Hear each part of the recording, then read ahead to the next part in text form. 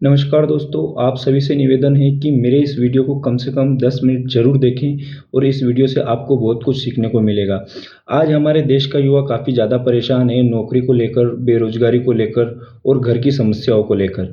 मैं आज उन सभी युवाओं से ये कहना चाहता हूँ कि आप परेशान हो रहे हो, आपकी समस्या जो है वो उसके ज़िम्मेदार आप स्वयं हो। आप खुद ही उसके ज़िम्मेदार हो और आप ही उसके मेन ज़िम्मेदार हो। अब आप बोलोगे कि हम इसके ज़िम्मेदार क्यों हैं?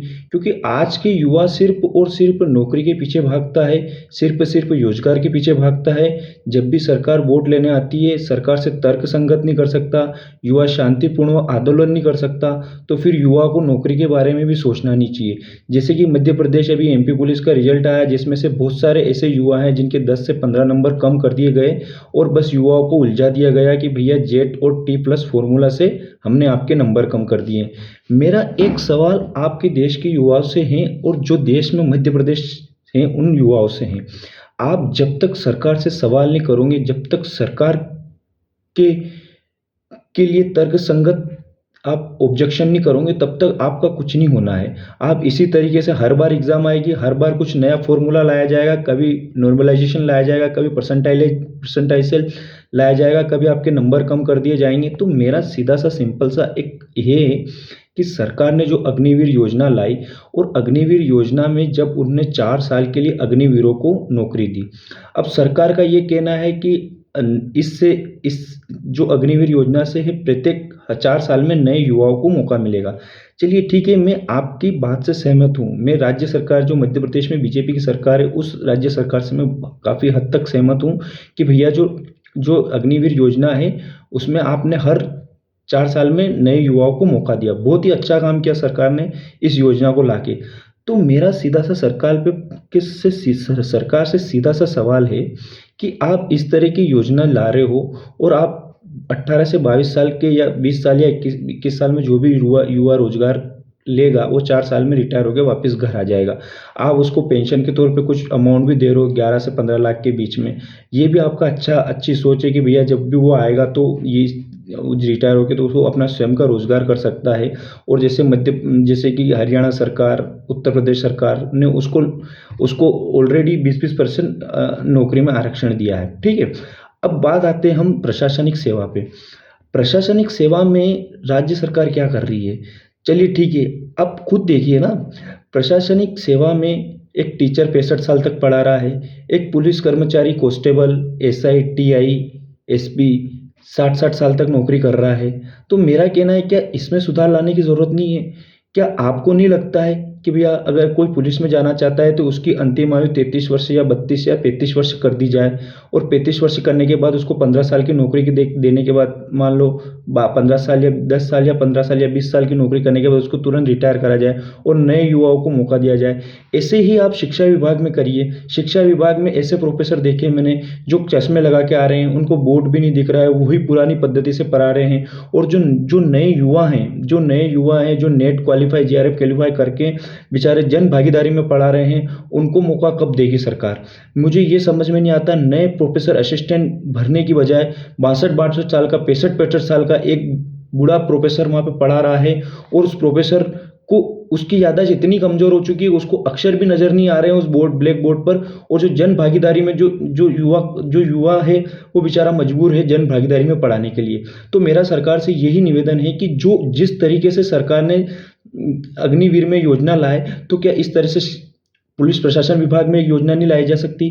क्या इसी तरीके से एक योजना शिक्षा विभाग में नहीं लाई जा सकती? इसी तरीके से एक योजना रेलवे विभाग में नहीं लाई जा सकती? 50-50, 60-60 साल तक वो नौकरी कर रहे हैं और बाकी के युवा 20-22, 25-30 साल का युवा बिल्कुल बेरोजगार की तरह हर बार एग्जाम पे एग्जाम देता है। हर बार कभी मेरिट से बाहर हो जाता है, कभी फिजिकल से बाहर हो जाता है, कभी मेडिकल से बाहर हो जाता है। चलिए ठीक है, ये आपकी अच्छी प्रोसेस है, लेकिन उन विद्यार्थियों के साथ तो कम से कम अन्याय मत कीजिए जो बेचारे हर बार मेरिट से बाहर हो जाते हैं, कभी 1 नंबर से, कभी आधे नंबर से, कभी 50 पॉइंट से, कभी 0.5 पॉइंट से, कभी 6/9 मेडिकल रेशो से। तो मेरा सीधा सा सवाल है सरकार से कि देखिए, आप जो कर रहे हैं अच्छा कर रहे हैं, मैं आपके खिलाफ नहीं हूँ, मैं आपके अगेंस्ट नहीं हूँ, लेकिन ऐसी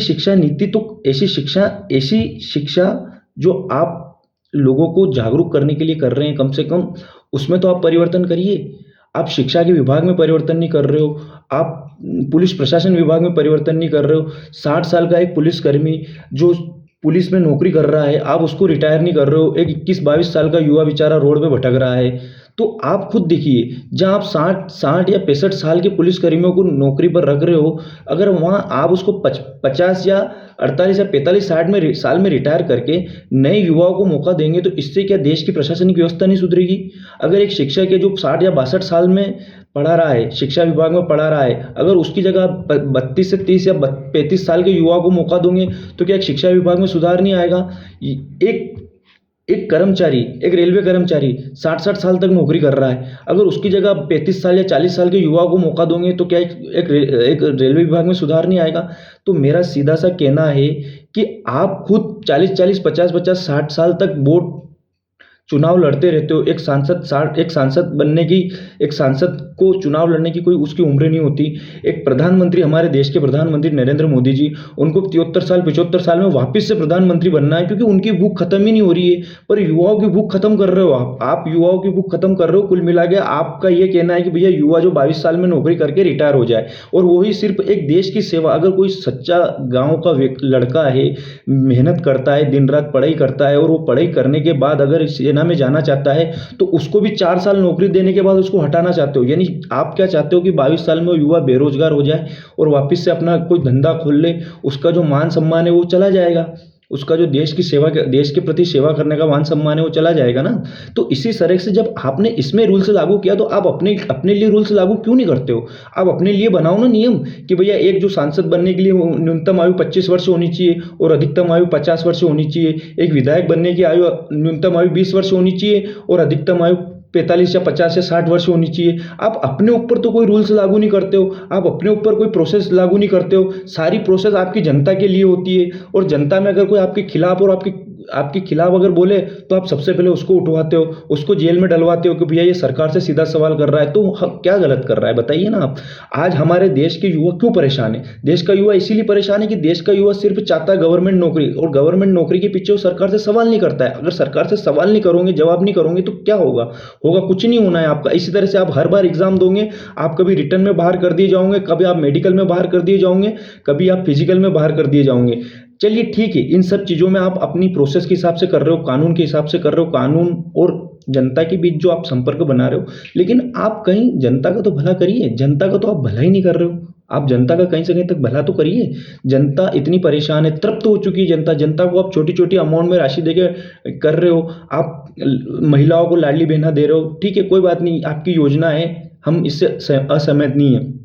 आप लाडली बहना दो, किसान को किसान सम्मान निधि दे रहे हो, क्यों? चलिए ठीक है, हमारे देश का अन्नदाता है किसान, किसान को सम्मान निधि दे रहे हो, किसान को कल्याण योजना दे रहे हो, किसान के लिए बहुत सारी योजनाएं आपने निकाली, अच्छी बात है। आप राज्य का विकास भी कर रहे हो, जैसे मध्य प्रदेश में बीजेपी की सरकार है, कांग्रेस की सरकार से तो काफ़ी बेहतर विकास किया है। मैं विकास के खिलाफ नहीं हूँ, मैं खिलाफ हूँ सिस्टम के खिलाफ। सिस्टम में आप ऐसी ऐसी प्रोसेस क्यों नहीं ला रहे हो? बस युवा ही आपके टारगेट पे क्यों रहता है? आप बोलते हो कि 7,500 पद है, जिसमें से आप सिर्फ 87% भर्ती करते हो। अभी एमपी पुलिस में आपने 87% भर्ती किया और 13% आपने होल्ड रखा। इसी तरीके से फिर नेक्स्ट टाइम आएंगे। अब आप खुद सोचिए, राज्य सरकार से मेरा निवेदन है कि आप खुद सोचिए कि अगर देश में 9,80,000 के आसपास फॉर्म भरे, यानी परसेंटेज जो रेशो था 0.017 के आसपास था, अगर एक सीट पे 1,000 से 1,200 विद्यार्थी अगर फाइट करेंगे, तो कहाँ से नौकरी मिलेगी? अब आप बोलते हो कि रोजगार करो, अपना आप आत्मनिर्भर बनो, अपना खुद का रोजगार करो और रोजगार देने वाला बनो। अरे भैया, हमारे पास अगर इतने पैसे होते, लाख 10 लाख या 20 लाख होते, या हमारे पास प्रॉपर्टी होती, या हमारे पास भूखंड होता,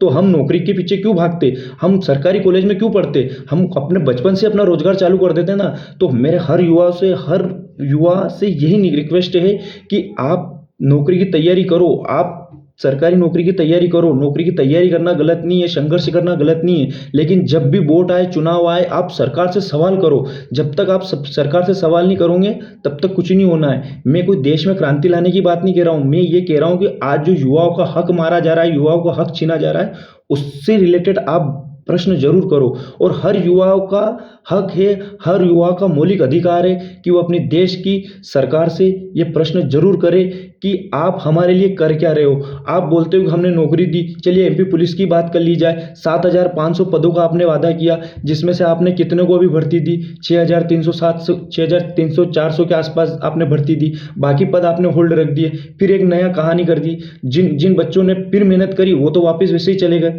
तो मेरा ये कहना है आज के युवाओं से कि आज मेरा वीडियो बनाने का यही पर्पस था कि आप सवाल जवाब करिए, आप सोशल मीडिया के माध्यम से करिए, आप सरकार से सवाल करिए कि भैया ये चीज़ें, सारी चीज़ें हर क्षेत्र में लागू होनी चाहिए। और सिर्फ अग्निवीर योजना में ये चीज़ नहीं लागू होनी चाहिए, प्रशासनिक विभाग के हर क्षेत्र में ये लागनी चाहिए, चाहे वो शिक्षा विभाग हो, चाहे वो पुलिस विभाग हो, चाहे वो वन विभाग हो, चाहे वो कोई भी विभाग हो। हर विभाग में ये जो अग्निवीर की योजना आपने लाई है ना, ये हर विभाग में आप अपने खुद देखिए कि आप युवाओं के साथ कितना अन्याय कर रहे हो। जय हिंद, जय भारत।